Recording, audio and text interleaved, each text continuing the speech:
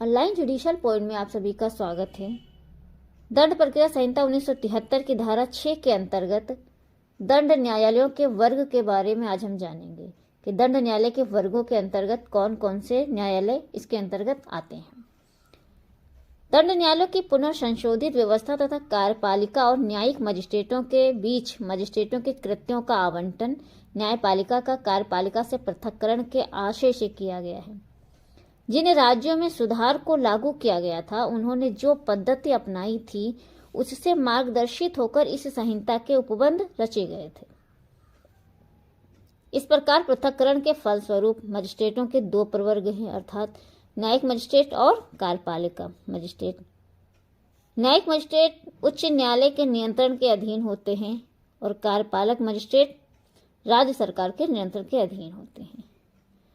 दंड प्रक्रिया संहिता की धारा 6 में दंड न्यायालय के वर्ग बताए गए हैं। धारा 6 क्या कहती है, इसको देख लेते हैं। धारा 6 दंड न्यायालयों के वर्ग।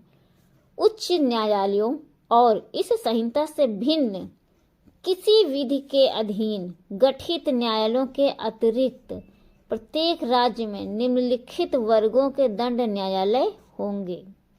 अर्थात कौन कौन से होंगे?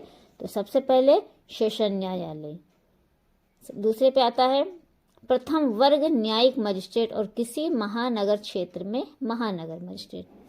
तीसरे पे आता है द्वितीय वर्ग न्यायिक मजिस्ट्रेट और कार्यपालक मजिस्ट्रेट। तो हमने देखा कि 4 प्रकार के न्यायालय बताए गए हैं। सेशन न्यायालय, प्रथम वर्ग न्यायिक मजिस्ट्रेट और महानगर क्षेत्र। महानगर क्षेत्र ऐसे क्षेत्र होते हैं जिनकी संख्या 10 लाख से अधिक होते हैं और इन्हें महानगर क्षेत्र घोषित किए गए होते हैं। इसके बारे में एक हम अलग वीडियो बनाएंगे। द्वितीय वर्ग न्यायिक मजिस्ट्रेट। द्वितीय वर्ग न्यायिक मजिस्ट्रेट का कॉन्सेप्ट हमारे यहाँ उत्तर प्रदेश में नहीं है। कार्यपालक मजिस्ट्रेट आता है। अब इनके बारे में कहाँ कहाँ प्रावधान किया गया वो भी देख लेते हैं। सेशन न्यायालय के बारे में धारा 9 से 10 तक में बताया गया है। 9 सेशन न्यायालय की स्थापना बताती है कि राज्य सरकार करती है और उसके पीठासीन जो होंगे न्यायाधीश उनकी नियुक्ति उच्च न्यायालय करती है। जबकि इसके बारे में 10 बताता है कि सहायक सेशन न्यायाधीशों का अधीनस्थ होना बताता है। प्रथम वर्ग न्यायिक मजिस्ट्रेट और महानगर क्षेत्र में महानगर मजिस्ट्रेट के बारे में धारा 11 से लेकर 19 तक में बताया गया है। 11 न्यायिक मजिस्ट्रेटों के न्यायालय के बारे में बताता है, जबकि 12 मुख्य न्यायिक मजिस्ट्रेट और अपर मुख्य न्यायिक मजिस्ट्रेट के बारे में बताता है कि सीजीएम और एसीजीएम के बारे में प्रावधान 12 में बताया गया। विशेष न्यायिक मजिस्ट्रेट 13 में बताता है। न्यायिक मजिस्ट्रेटों की स्थानीय अधिकारिता धारा 14 में बताया गया। 15 में न्यायिक मजिस्ट्रेटों का अधीनस्थ होना बताया गया। 16 में महानगर मजिस्ट्रेटों के न्यायालय। 17 में मुख्य महानगर मजिस्ट्रेट और अपर मुख्य महानगर मजिस्ट्रेट बताए गए। 18 में विशेष महानगर मजिस्ट्रेट बताया गया और 19 में महानगर मजिस्ट्रेटों का अधीनस्थ होना बताया गया है। कार्यपालक मजिस्ट्रेट के बारे में धारा 20 से लेकर 23 तक के बारे में बताता है। 20 कार्यपालक मजिस्ट्रेटों के बारे में सामान्य प्रावधान बताता है, जबकि विशेष कार्यपालक मजिस्ट्रेट के बारे में 21। 22 कार्यपालक मजिस्ट्रेटों की स्थानीय अधिकारिता बताता है। 23 कार्यपालक मजिस्ट्रेटों का अधीनस्थ होना बताया गया है। इस तरह से हमने न्यायालयों के वर्ग देख लिए। 4 प्रकार के मुख्यतः बताया गया। सेशन न्यायालय, प्रथम वर्ग मजिस्ट्रेट और महानगर मजिस्ट्रेट। जहाँ पे महानगर मजिस्ट्रेट है तो वहाँ पे महानगर मजिस्ट्रेट, द्वितीय वर्ग न्यायिक मजिस्ट्रेट और कार्यपालक मजिस्ट्रेट। इस संबंध में कुछ महत्वपूर्ण वाद हैं जिनको देख लेते हैं।